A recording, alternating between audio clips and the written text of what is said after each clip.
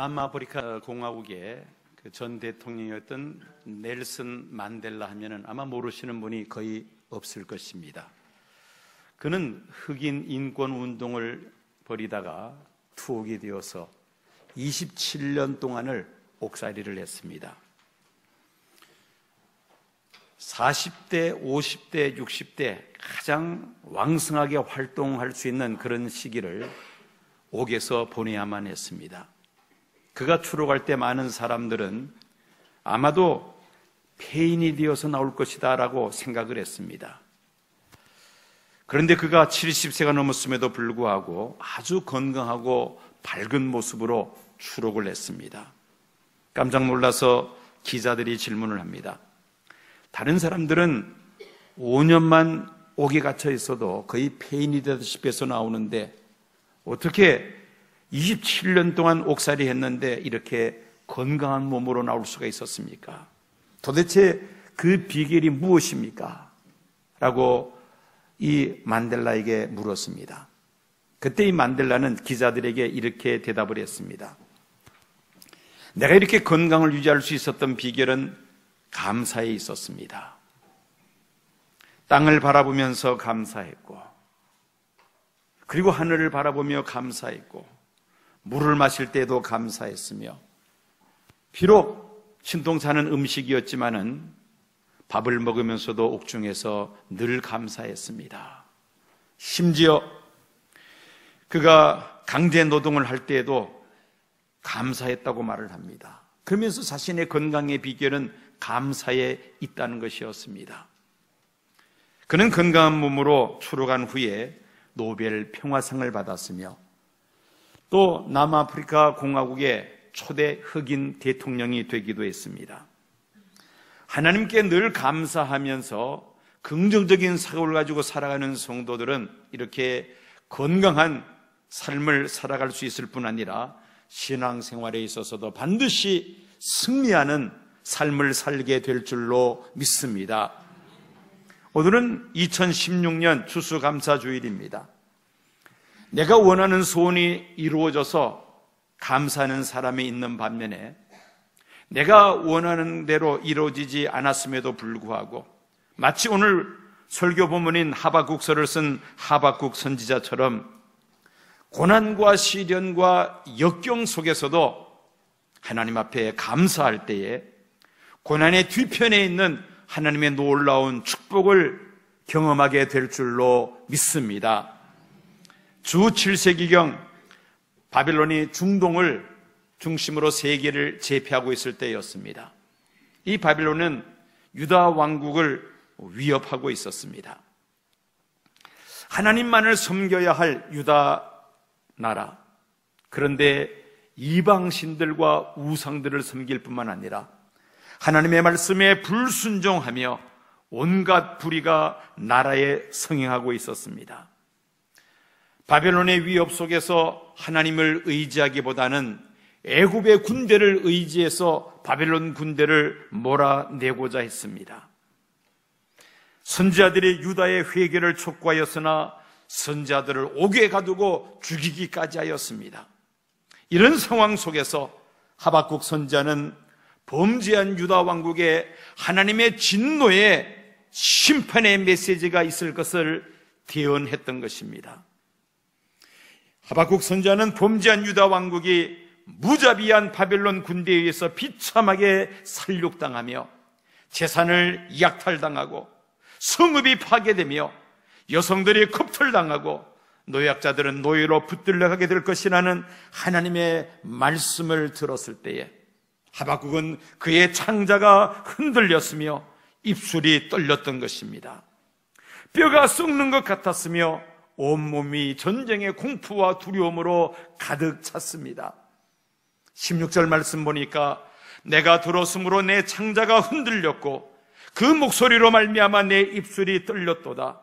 무리가 우리를 치러 올라오는 환난 날은 내가 기다림으로 썩이는 것이 내 뼈에 들어왔으며 내 몸은 내 초소에서 떨리는도다. 그런데 놀라운 것은 이런 상황 속에서도 하박국 선지자는 하나님을 향하여 감사하며 찬송했던 것입니다. 18절 말씀 보면은 나는 여호와로 말미암아 즐거워하며 나의 구원의 하나님으로 말미암아 기뻐하리로다. 하나님을 향하여 찬양을 했습니다. 일반적으로 사람들은 자기가 원하는 욕구가 충족되었을 때에 감사를 합니다. 반대로 내가 원하는 뜻이 이루어지지 않았을 때는 불평하고 원망하게 됩니다. 내가 원하는 좋은 상급학교에 진급을 해야 하고, 또 좋은 직장에 취직이 돼야 되고, 또 직장에서도 계속해서 진급해야 하며, 사업을 하는 사람들은 그 사업이 날로 확장될 때에 감사하는 마음을 갖게 됩니다. 이런 것을 우리는 조건부 감사라고 말을 합니다. 이 조건부 감사는 오래가지를 못합니다. 왜냐하면 사람들의 그 마음 속에는 시간이 지나가면서 더 큰 욕심을 갖게 되기 때문입니다. 이 조건부 감사에 익숙한 사람들은 자신이 원하는 소원이 이루어졌을 때는 감사하지만 반대로 이루어지지 않았을 때는 불평과 원망을 일삼게 됩니다. 이런 조건부 감사는 누구나 할 수 있는 일이며 일시적인 것으로 오래 지속되지를 못합니다. 또 어떤 사람들은 다른 사람들과 비교하면서 자신이 우위에 있다고 생각을 할 때에 감사하는 사람들이 있습니다. 이것을 우리는 비교 감사라고 말을 합니다. 이 비교 감사도 오래 가지를 못합니다. 왜냐하면 대체적으로 사람들은 자기보다 못한 사람과 비교하는 것이 아니라 자기보다 나은 사람과 비교하면서 상대적인 열등감이나 또 더 큰 욕망을 갖기 때문인 것입니다. 오늘 본문 말씀인 하박국 3장 18절에서 19절까지 말씀 보면은 하박국의 절대적 감사를 우리에게 소개하고 있습니다. 비록 무화과 나무가 무성하지 못하며 포도나무에 열매가 없으며 감람나무에 소출이 없으며 밭에 먹을 것이 없으며 우리의 양이 없으며 외양간에 소가 없을지라도 나는 여호와로 말미암아 즐거워하며 나의 구원의 하나님으로 말미암아 기뻐하리로다. 우리는 이런 감사를 절대적 감사라고 말을 합니다. 유대인들의 3대 농작물은 무화과 나무, 포도나무, 그리고 감람나무입니다. 무화과 나무에서 식량을 얻습니다. 포도나무에서 식음료를 얻습니다. 그리고 감람나무에서 그들은 기름을 추출을 합니다. 그런데 바벨론에 의해서 멸망당함으로 인하여 이런 나무들로부터 소출이 없다는 것은 식생활에 가장 필요한 것들이 없어진다는 것을 의미합니다. 전쟁으로 말미암아 바벨론 군대가 유다 땅을 완전히 황폐화시키는 참담한 모습을 우리가 그려볼 수가 있습니다. 이 중동 지방의 침략자들은 다른 나라를 침략을 하면은 과수나무들을 다 잘라버리고 불살라버린다고 합니다. 그렇게 해서 그 땅 사람들이 먹을 것을 얻지 못하게 만든다는 것이죠. 이런 상황이 벌어진다 할지라도 하박국 선지자는 하나님 앞에 불평과 원망이 아니라 오히려 하나님 앞에 기뻐하며 감사한다고 말씀합니다. 나는 여호와로 말미암아 즐거워하며 나의 구원의 하나님으로 말미암아 기뻐하리로다. 우리는 이런 감사를 절대적 감사라고 말을 합니다. 이런 상황 속에서도 감사를 잃지 않고 하나님 앞에 감사를 드리는 것입니다.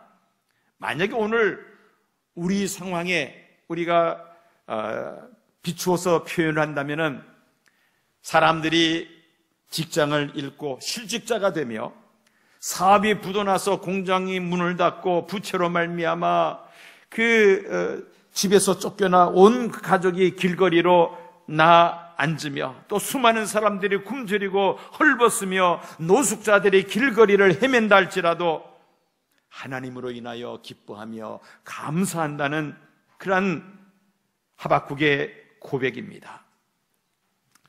일본에서 가장 존경받는 기업가는 마스시다 전기 창업주인 마스시다 고스케 회장이라고 합니다.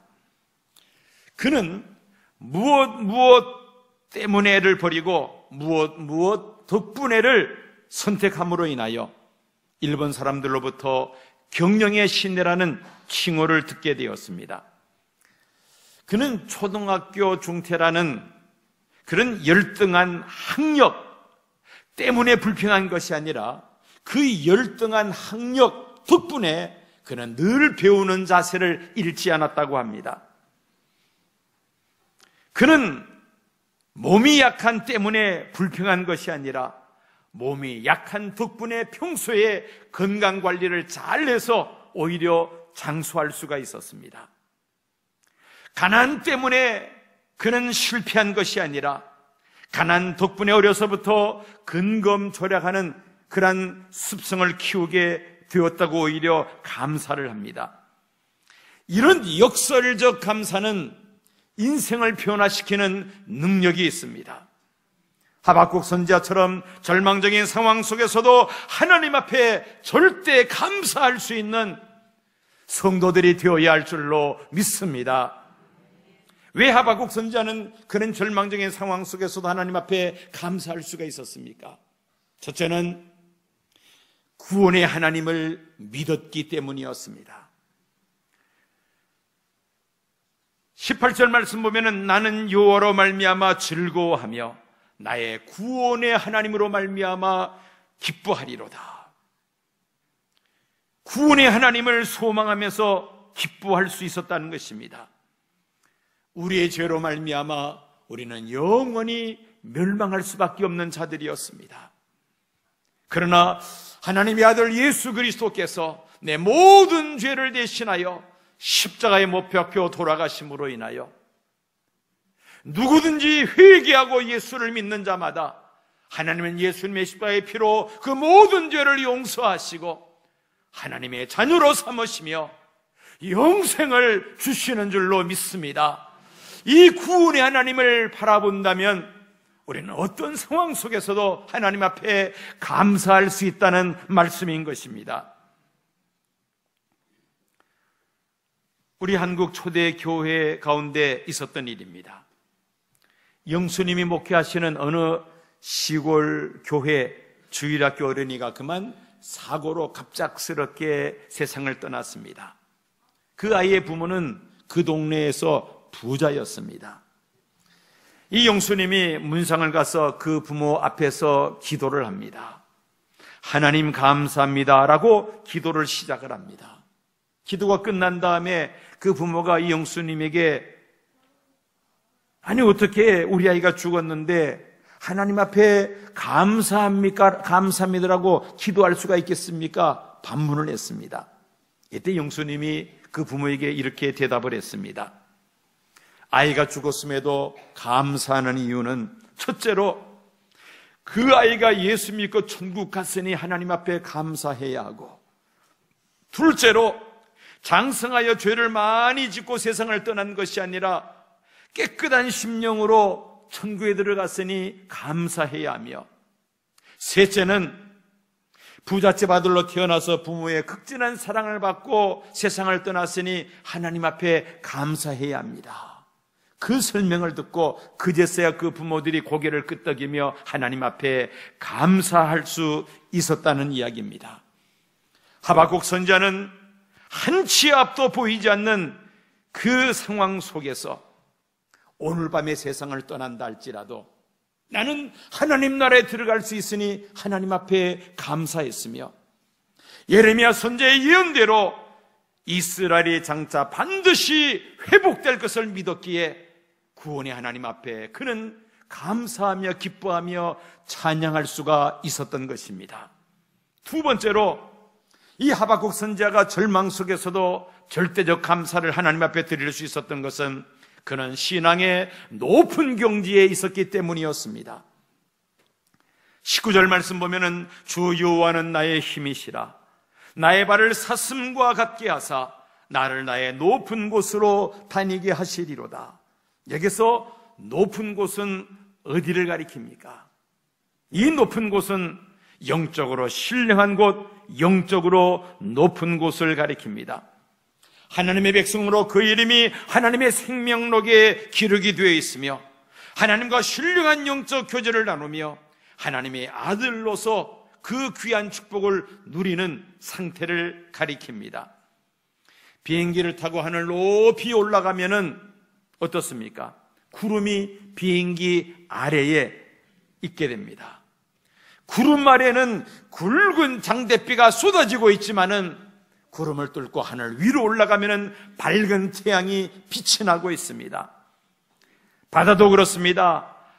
바다 표면에는 폭풍이 불어 그 파도가 일지만은 바다 깊숙이 내려가면은 태풍의 영향을 받지 않고 잔잔하기만 합니다. 신앙생활을 하되 은혜 깊은 곳에 거하면 늘 기쁨과 즐거움과 감사로 충만한 삶을 살게 될 줄로 믿습니다. 하박국 선지자처럼 절대적 감사를 하나님 앞에 드리게 될 줄로 믿습니다.